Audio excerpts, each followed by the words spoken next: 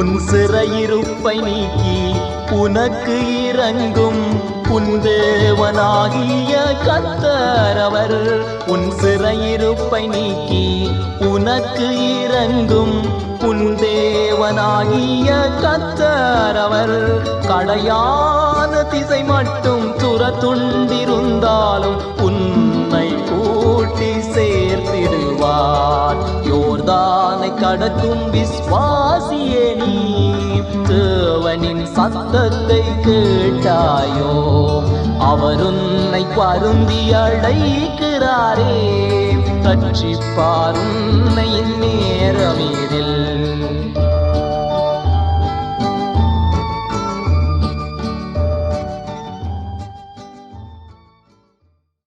கர்த்தருக்குள் அன்பானவர்களே, அனுதினமும் கிறிஸ்துவுடன் தியான வேளைக்கு உங்களை அன்புடன் அழைக்கிறோம். இன்றைய தியானத்திற்கான வேத வாசிப்பு யோசுவா 3ஆம் அதிகாரம் வசனங்கள் 1 முதல் 17 வரை. தியானத்திற்கான தலைப்பு யோர்தானையும் கடந்திடலாம். இதோ சர்வ பூமிக்கும் ஆண்டவராய் இருக்கிறவருடைய உடன்படிக்கை பெட்டி உங்களுக்கு முன்னே யோர்தானிலே போகிறது. யோசுவா 3:11. செங்கடலை கடந்து வந்தவர்கள் இப்போது யோர்தானுக்கு முன்பாக நிற்கிறார்கள். யோசுவா ஜனங்களை பார்த்து, நீங்கள் உங்களை பரிசுத்தம் பண்ணிக்கொள்ளுங்கள், தேவன் நாளை பெரிய காரியங்களை செய்ய போகிறார் என்றார். கர்த்தர் யோசுவாவை நோக்கி, பயப்படாதே, நான் மோசேயோடே இருந்தது போல உன்னோடும் இருக்கிறேன் என்பதை இஸ்ரவேலர் எல்லாரும் அறியும்படிக்கு இன்று அவர்கள் கண்களுக்கு முன்பாக உன்னை மேன்மைப்படுத்துவேன் என்கிறார். செங்கடலை கடந்தபோது கர்த்தர் மோசேயை நோக்கி, நீ உன் கோலை ஓங்கி சமுத்திரத்தை நோக்கி உன் கையை நீட்டி அதை பிளந்து விடு என்கிறார். அப்பொழுது சமுத்திரம் 2ஆக பிளந்து இரு பக்கங்களிலும் மதில் போல் நின்றது. ஜனங்கள் வெட்டாந்தரையில் நடப்பது போல நடந்து கடலை கடந்தார்கள். தேவன் சொன்ன வார்த்தையின்படியே மோசே செய்தார்.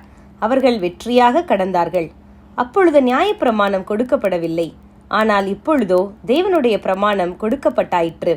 அதை கொண்டுள்ள உடன்படிக்கை பெட்டியை சுமந்து கொண்டு ஆசாரியர்கள் முதலாவது யோர்தானுக்குள் கால்களை வைக்கிறார்கள். அவர்களுடைய கால்கள் தண்ணீரிலே பட்ட மாத்திரத்தில் மேலிருந்து புரண்டு வரும் யோர்தானின் தண்ணீர் ஓடாமல் ஒரு குவியலாக நிற்கும் என்று கர்த்தர் சொன்னார். யோர்தானின் நடுவிலே ஆசாரியர்கள் நின்று கொண்டிருந்த போது மக்கள் உலர்ந்த நிலத்தில் நடப்பது போல யோர்தானை கடந்து சென்றார்கள். தேவனுடைய வார்த்தைக்கு அவ்வளவு வல்லமை உள்ளது.